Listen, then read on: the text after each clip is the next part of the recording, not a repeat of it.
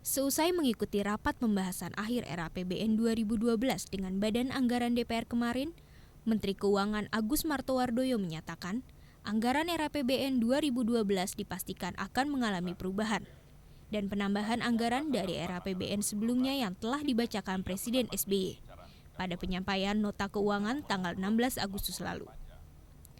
Perubahan RAPBN tersebut dikarenakan beberapa faktor yang baru diketahui pemerintah, sehingga pos-pos anggaran di beberapa kementerian dipastikan bertambah. Perubahan juga terjadi karena adanya pembahasan baru mengenai anggaran antara pemerintah dengan DPR jelang penetapan RAPBN 2012 hari Jumat esok. Antara RAPBN di tanggal 16 Agustus yang disampaikan oleh Presiden di sidang paripurna DPR, itu jumlahnya tentu ada perubahan, dan perubahan itu akibat daripada pembahasan antara pemerintah dengan DPR yang kita sebut akibat daripada proses pembahasan yang mengakibatkan dana optimalisasi. Seberapa besar sebenarnya tambahan anggaran untuk RAPBN 2012 dibandingkan dengan RAPBN yang telah dibacakan sebelumnya oleh Presiden? Kepastiannya masih harus menunggu Kamis malam nanti. Namun yang pasti setelah mundur dari jadwal yang telah ditetapkan sebelumnya, pemerintah dan DPR menjanjikan RAPBN 2012 ditargetkan selesai pada Jumat 28 Oktober 2011. Sebelumnya pemerintah dan Badan Anggaran DPR sempat menghentikan pembahasan RAPBN karena Badan Anggaran sempat mogok akibat merasa tersinggung akan pemanggilan salah satu pimpinannya oleh Komisi Pemberantasan Korupsi. Tim Liputan Metro TV.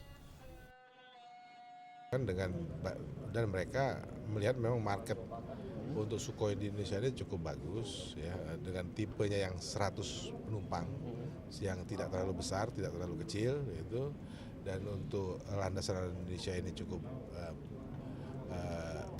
banyak yang dia bisa dioperasikan. Jadi kita harapkan kalau memang sertifikasinya ini tadi bagus, karena ini kita tunggu sertifikasi EASA itu Eropa ya.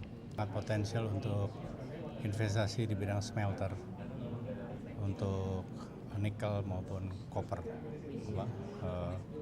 barang-barang tambang. Mereka punya pengalaman, punya kapital, dan saya tadi mengingatkan karena tahun 2014 kita nggak bisa lagi mengekspor barang mentah. Yang kedua, pembuatan railway yang mereka juga sangat berpengalaman di Kalimantan dan di Sulawesi. Yang ketiga, saya mengajak untuk downstream hilirisasi untuk oleochemical dari CPO. Sekarang ini mereka terima ekspor CPO kita. Saya mengajak untuk mereka investasi di sini, CPO-nya kita yang siap jamin. Beribadat menurut agamanya dan kepercayaannya itu bisa terkategorikan sebagai fakir miskin. Salah satu cara yang harus segera diwujudkan, mengingat dalam realitasnya beruntung dan belum dapat memenuhi kebutuhan hak-hak dasar secara mandiri, serta tidak dapat menikmati kehidupan yang layak bagi kemanusiaan. Perlu saya sampaikan bahwa rancangan undang-undang tentang pengelolaan zakat juga merupakan pengejawantahan prinsip-prinsip Pancasila sebagai dasar dan ideologi bangsa yang terwujud. Kedua, secara ideologis, hadirin yang kami hormati. Selamat pagi Pak Adi Wardoyo, terserah apa lah namanya. Dan tentu saja rekan-rekan dari pers Indonesia dan Batam yang siang nanti akan menyelenggarakan eksekutif forum berpuluh-puluh tahun, tetapi yang namanya pengembang tetangga kita tahu Malaysia itu sudah memproyeksikan pada tahun 2020 nuklir untuk energinya, bahkan Malaysia bernuklir, tetapi ternyata risetnya juga sudah dilakukan. Sebetulnya 3 orang, tetapi Pak Kardaya Wanika ini Komisi 7, Komisi Energi, salah satu stakeholder penting. Salam sejahtera kita semua, selamat pagi. Terima kasih Pak Tulkohan yang pemanfaatan nuklir di Indonesia. Jadi pemanfaatan nuklir tidak seluruh bidang kehidupan, yaitu mulai dari pertanian, untuk lingkungan, industri, dan energi.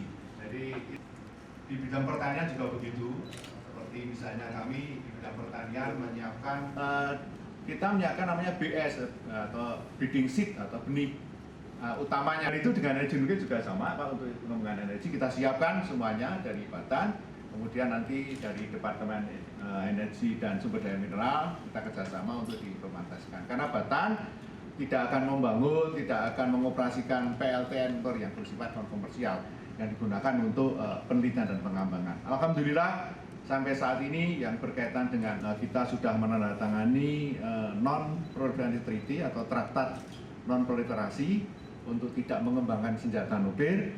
Jadi kalau ditanya apakah kita mau bangun penguasaan nuklir untuk bom, tidak sama. Saya katakan tadi, alhamdulillah kita sudah diawasi secara internasional dan merupakan 13 negara terbaik untuk mengoperasikan reaktor kita.